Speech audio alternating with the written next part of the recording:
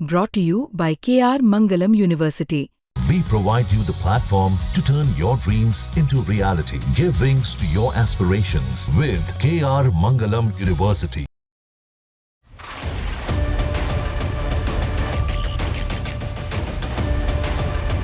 दुनिया में पहले से चल रही जंग कम थी कि इस समय एक और जंग छिड़ चुकी है। इस बार ये जंग भारत और चीन के पड़ोस में छिड़ी है। इंडो पैसिफिक क्षेत्र से एक ऐसी खबर सामने आ रही है जिसके बाद पूरी दुनिया में एक और जंग की आहट महसूस की जा रही है। खबर थाईलैंड और कंबोडिया को लेकर जानकारी मिल रही है कि आसियान के दो देश थाईलैंड और कंबोडिया इस समय आपस में भिड़ चुके हैं। दोनों देशों के बीच भीषण जंग का आगाज हो चुका है। सीमा पर भीषण संघर्ष शुरू हो चुका है। दोनों तरफ से गोलीबारी और एयर स्ट्राइक्स हो रही हैं और इस समय आम लोग इधर उधर भाग रहे हैं और छिपने की जगह ढूंढ रहे हैं। दोनों देशों के बीच पुरानी रंजिश अब फिर से उभर कर सामने आ रही है।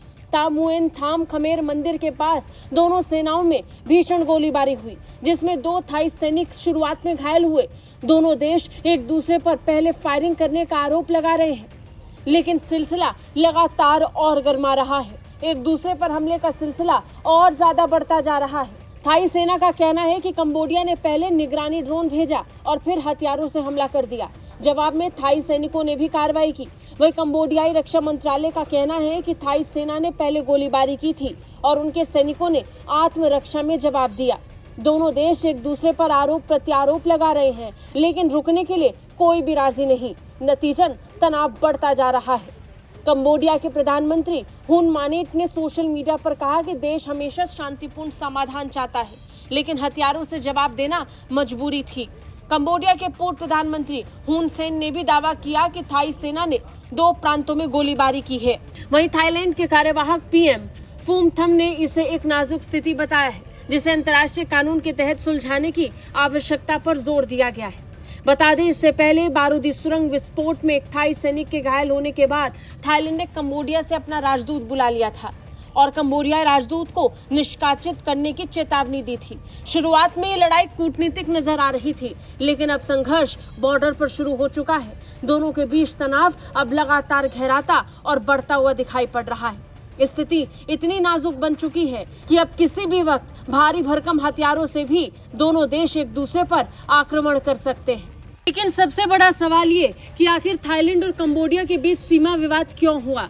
मई के बाद से इन 2 दक्षिण पूर्व एशियाई पड़ोसियों के बीच संबंध तेजी से खराब हुए हैं। कंबोडिया और थाईलैंड एक दूसरे के साथ तकरीबन 817 किलोमीटर की भूमि सीमा शेयर करते हैं, लेकिन इस भूमि सीमा का मानचित्र बड़े पैमाने पर फ्रांस द्वारा बनाया गया था, जब उसने 1863 से और 1993 तक कंबोडिया में राज किया था। इसके बाद 1907 में बना ये नक्शा थाईलैंड और कंबोडिया के बीच एक प्राकृतिक जल क्षेत्र रेखा का पालन करने के समझौते पर आधारित हुआ, लेकिन थाईलैंड ने बाद में इसे तथ्य पर मानचित्र का विरोध किया। इसमें 11वीं शताब्दी के प्रिय विहर मंदिर को कंबोडियाई क्षेत्र में आने वाले डांगरेक पर्वत में रखा था। यूनेस्को के मुताबिक कंबोडिया के मैदान पर हावी पठार के किनारे पर स्थित प्रिय विहार का मंदिर भगवान शिव को समर्पित है। इसी मंदिर को लेकर विवाद गहराता नजर आ रहा था। इसके बाद धीरे धीरे विवाद और बढ़ा और 2008 में तनाव तब और भड़क गया जब कंबोडिया ने प्रिय विहार मंदिर को यूनेस्को द्वारा विश्व धरोहर का दर्जा देने की मांग की। जुलाई 2008 में मंदिर को मान्यता मिलने के बाद सीमा क्षेत्र के पास कंबोडियाई और थाई सैनिकों के बीच सैन्य झड़पें शुरू हो गईं। तब से इसे लेकर विवाद और गहराया। नतीजन सीमा के आसपास तब से लेकर आज तक लगातार दोनों देशों की सेनाएं लगातार एक दूसरे पर हमलावर रहती हैं। लेकिन इस बार मामला और गंभीर है।